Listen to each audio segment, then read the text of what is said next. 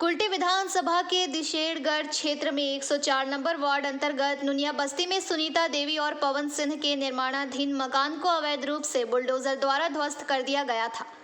मुख्य आरोपी काउंसलर अभिजीत आचार्य उनके साथियों के खिलाफ पुलिस द्वारा कोई कार्रवाई नहीं करने के विरोध में नियमित अपडेट एवं दुनिया भर की ताज़ा खबरों के लिए हमारे फेसबुक पेज को फॉलो एवं यूट्यूब चैनल को सब्सक्राइब करें। सुनीता देवी और पवन सिंह 18 तारीख दोपहर 2:30 बजे से नुनिया बस्ती स्थित अपने टूटे हुए घर के सामने भूख हड़ताल पर बैठे हैं।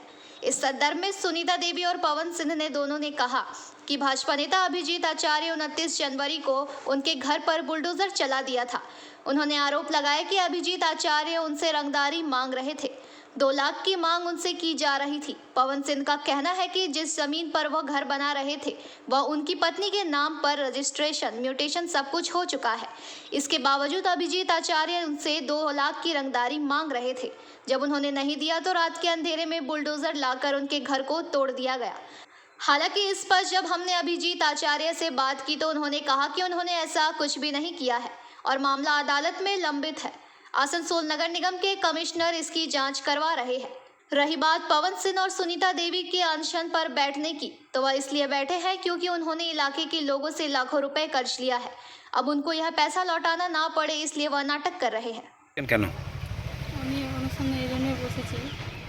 बाप्पा आचार्य अभिजीत आचार्य वो 29 जनवरी देर राते हमार घरे बुलडोजर चालिए घर भांगा करिए दिएছে। তার বিরুদ্ধে আমরা অনশনে বসেছি। কেন ভেঙেছিল বলে জানেন? কি কারণে ভেঙেছে? ও আমার হাজবেন্ডের কাছে 2 লাখ টাকা রংদারি ট্যাক্স চেয়েছিল, ওইটা দেওয়া হয়নি। ওই জন্য আমার হাজবেন্ডকে অফিসে নিজের অফিসে ডেকে মারধর করেছে, পুলিশকে দিয়ে অ্যারেস্ট করিয়েছে, তারপরে আমাদের ঘর বাড়ি সব ভেঙে দিয়েছে। তো আপনার হাজব্যান্ড তো বিজেপি করেন এবং উনি অভিজিৎ আচার্যও বিজেপি করেন, তাই একই পার্টি থাকার সাথে এরকম ঘটনা কেন ঘটছে বলে মনে করছেন?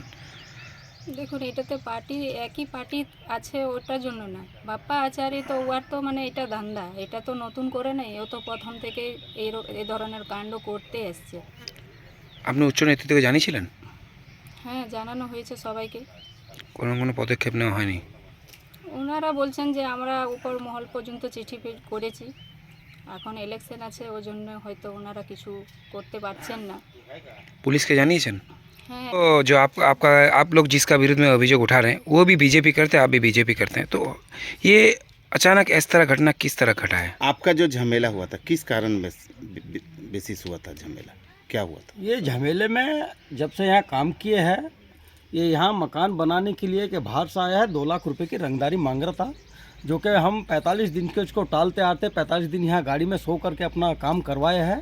लास्ट में उसको नहीं देना मिला तो हमको ऑफिस में बुलाया, मार धाड़ किया, केस दिया हमको ही। फिर रात में जब हम मेरा अरेस्टिंग करवा के जेसीबी बुला करके पूरा घर तहस नहस कर दिया है। तो यही चल रहा है रंगदारी। आप भी तो बीजेपी में हैं, वो भी बीजेपी में है, तो फिर इसको किस रूप में हम लोग? देखिए, बीजेपी को लिया जा सकता है लेकिन इन लोग की मानसिकता नहीं बदली जाती। वो लोग तो कभी कांग्रेस में भी थे, वो लोग तो तृणमूल कांग्रेस में भी थे, उनके अत्याचार तो शुरू से ही होते आ रहे हैं। आज वो बीजेपी हो गए, अपने मुंह बोले बाप के हाथ पकड़ करके।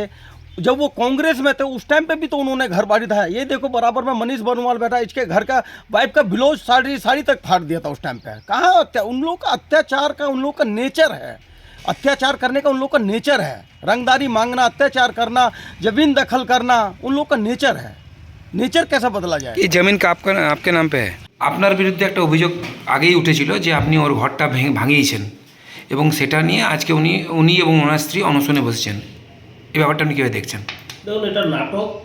এলাকায় কমসে কম 10-15 লাখ টাকা ধার নিয়ে নিয়েছে, সেই সুদখোর দিকে পয়সা দিতে পারছে না এবং তার একটা রাস্তা উঠা বেছে নিয়েছে যাতে ওকে টাকাটা কেউ না পায়। আমি আপনাকে কটা জিনিস দেখাচ্ছি। পিঙ্কি দেবী আগরওয়াল 12 লাখ টাকা পাবে, কোর্টের সেটেলমেন্ট হয়েছিল, তার কেস চলছে, কোর্টের সেটেলমেন্ট হয়েছিল, 12 লাখ টাকা দেওয়ার কথা আছে সেপ্টেম্বর মাসে। তার ঘর থেকে সোনার চেন এবং 10 লক্ষ টাকা নগদ চিটিংবাজি করে তার ওয়াইফ এবং সে নিয়েছিল।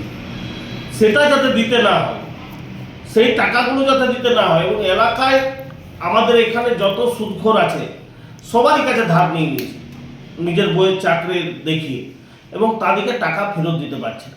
সেই একটা নাটক এখানে চালু করেছে। बीजू मंडल की रिपोर्ट, PBTV न्यूज़।